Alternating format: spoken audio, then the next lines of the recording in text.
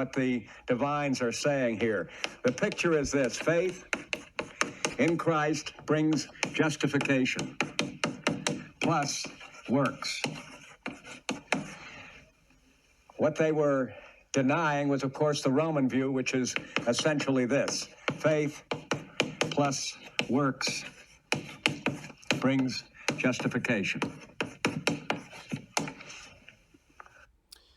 Okay, very important what Dr. Gerstner wrote up there. Sola fide, faith alone, is the sole instrumental means of a sinner's justification by God, a declaration of one's righteous standing before God. It is a legal, forensic declaration by God that one is right in his sight. Faith alone is the instrumental means of justification. So the biblical, Protestant, Reformed, Lutheran view, it's just the biblical view. It's what the Bible presents.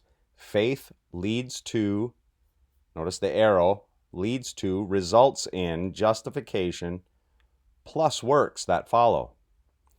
And of course, Dr. Gerstner wrote the Roman, Papal, and Eastern Orthodox, unfortunately, view of justification is faith plus works leads to, results in, brings about justification.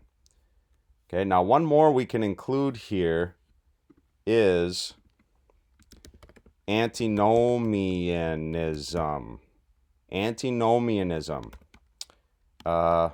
against law is what antinomianism means. Anti meaning opposed to or against, nomos, law, against law, or opposed to law. And they would say faith brings about justification minus works. So no works. No works are included at all in one's having justifying faith. This is false as well. So that would be the antinomian view. The biblical Protestant view, that's the biblical presentation, the Apostle Paul in the book of Romans and Galatians. Faith leads to justification plus works. The great error of the papacy and Eastern Orthodoxy is faith plus works leads to justification.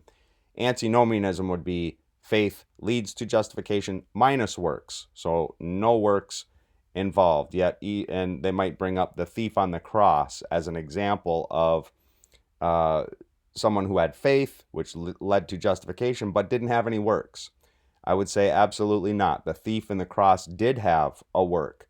His testimony that Jesus was innocent and that he believed in Jesus. He believed in the sinlessness of the Son. That was his works. In fact, so important was that work, that profession of faith, that the thief on the cross didn't know this, but his very words would be inscripturated. Inscripturated. So when we meet the thief on the cross, who is saved, when we meet that thief in the heavenly kingdom, will he have known that his very works, that is his profession of faith, was actually inscripturated by God? No, he was dead. He didn't know anything about this, the writing of the New Testament that would take place after his death. You think he'll be pretty surprised to find out that his works, his profession, was inscripturated? Do you think he won't rejoice about that? Do you think we won't get to see him rejoice and will rejoice with him that his words were inscripturated as a testimony to Jesu HaChristos, Jesus the Christ? That'll be a pretty amazing thing. And then, of course, Christ's atonement is the sole cause of justification. The atonement is the ground foundational cause of a sinner's justification by God. That's the basis of solus Christus. Whereas faith is the instrumental means by which God uses to justify a sinner.